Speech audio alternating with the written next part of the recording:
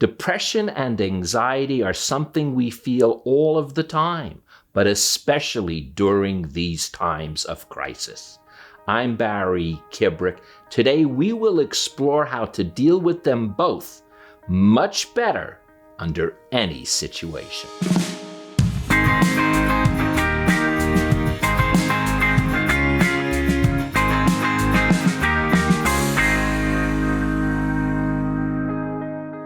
Anxiety and depression, as I mentioned in the opening, are normal experiences. Now, sometimes we may need medication, sometimes we may need therapy. That's no stigma attached to it whatsoever. It's just what we may need. This topic that I'm going to discuss today is no substitute for that. None at all. What it is all about, though, is how to get a better handle on it so that no matter what, if we can, we stop from going to that position known as the downward spiral of self-loathing. That's the one thing we can control, not all the time, but sometime. And that's what I want to make sure I offer you today. Now, I don't know anyone who hasn't crossed into that bridge of self-loathing. It is just what happens when we get into the funk of depression or the nervousness of anxiety. You can't help but turn inward and say, "Oh, I hate myself for it."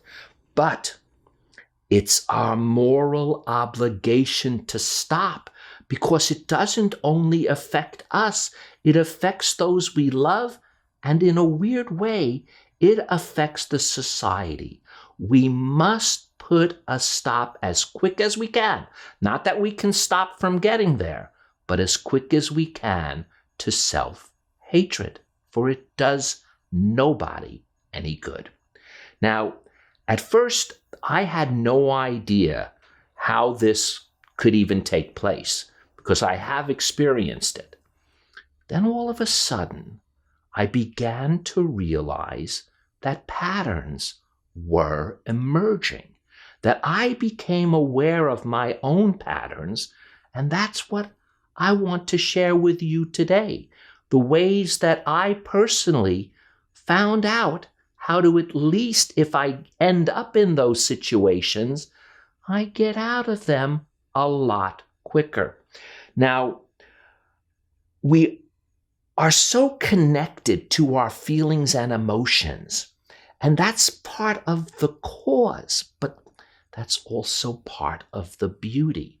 It is what makes us so empathetic, so loving, so kind, and believe it or not, it is one of the truest traits that make us human. So we don't want to eliminate those things that may open up the doors to depression and anxiety, because they are also the things that bring out the best of us. What we want to do, as I said, though, is not allow it to get into that mode of self-loathing. Now, one way to avoid this is we have, whether we know it or not, a built-in pause button. We've had this button since the beginning of our humanoid experience. It's the button we have when we experience fear. It's the button that pauses us enough to make the decision whether we're going to fight or flee. That pause button is going to come in very handy when we need to get out of the self-loathing position. It's going to come in handy because that brief moment, and all it takes is a brief moment, can snap you out of that downward spiral motion. Now, another pattern that is very important to realize is that we are not defined by our emotions. This is very important. If you feel like a complete failure, remember, you are feeling like a complete failure. It doesn't mean you are a complete failure. One great way of looking at this is to view yourself as if you were talking to a dear friend. If a dear friend came to you and said, "My life stinks. I have not succeeded in anything. I don't feel like I'm living up to my potential. I'm slouching. I'm procrastinating. I'm yada, yada, yada, yada." Guess what? You would have advice for that friend that would get them back on the right track, because you know that that is not the truth about any of us. We have reason, and we just sometimes need to be made aware of it. So I want you to also, when you are using your inner voice to talk to yourself as if you're talking to your friend when you feel that movement into self-loathing and self-hatred. Now, this is the other pattern that I realized, and I'm laughing because I am the worst at this. Don't put it off until tomorrow. And by that, I used to do this. If it was found myself in that little mode of going downward, I'd say, hey, I'll just start this tomorrow. I'll get out of it tomorrow. But you know what? If tomorrow happened to have been a Thursday or Friday, I said, well, why not just wait till Monday? When you're in that self-loathing mode, I'm not talking about just an anxiety or depression. I am talking about that self-loathing mode. You must get out of it the moment you realize you are in it. You wait any longer, and it only will cause you to spiral further downward. So here's the thing that I saw that worked for me, at least, and I'm sharing it with you. When I felt it, that little twinge, you could almost feel it coming on before it even gets there. You got to do two things. You got to refresh yourself and change your environment. And they have to be small little steps. First thing I did and made sure of, splashed my face. If I had a little time, I'd splash it a couple of times with water. If I had a lot of time, I would quickly hop into the shower.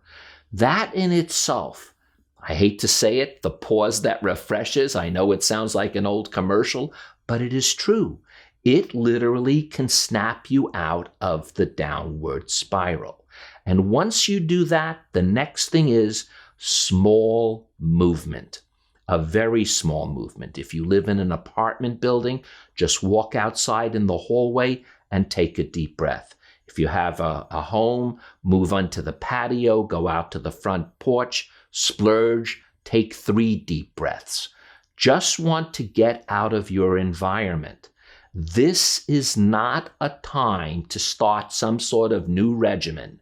This is not a time to think of how come you haven't been exercising, how come you haven't been eating right. Remember, that's what got you into the downward spiral in the first place, is all the things you think you haven't done right.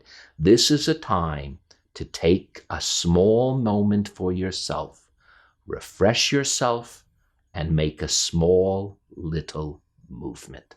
Because once you do that, you'll be amazed at how the next day you may just take an extra few steps, a longer shower, a little bit more to get yourself back on the right path, the path you're meant to be on, the path that will help you and all those that love you. I'm Barry Kibrick. Remember this, the aim is to break the chain, not cause more pain. And I know that by sharing myself with you every week, I get to break that chain and feel less pain all the time. So I want to thank my dear patrons who make this possible. I hope you'll consider becoming a patron for as little as $2 a month, or as much as you'd like. It doesn't really matter. Just visit my website at www.barrykibrick.com and click on the Patreon button. But more important than that, I want you to subscribe to my channel. I want you to hit the like button if you like what I'm talking about. I'd love you to click on the bell so you'll be notified every week when we post a new episode. But even more important than that is I want you to share this with those who can benefit by it. Post it on your social media, email it to a friend, anyone you know who is going through these types of things. Please share it with them, for that's my real purpose, just to give people a chance to feel a little better. Till next time, pause and get yourself back on track, because that is where you belong.